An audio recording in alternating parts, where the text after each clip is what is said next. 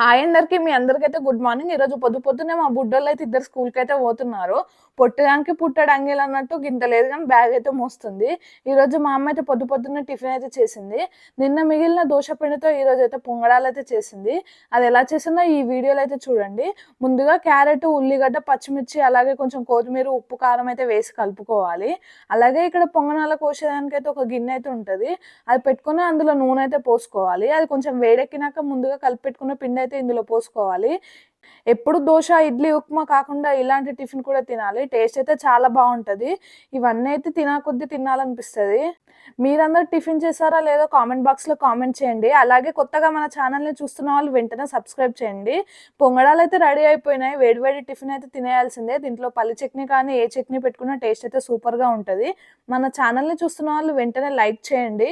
అలాగే పొంగడాలు ఎలా ఉన్నాయో కామెంట్ బాక్స్లో కామెంట్ చేయండి. మా అమ్మ చేసిన పొంగడాలు ఇవన్నీ అయితే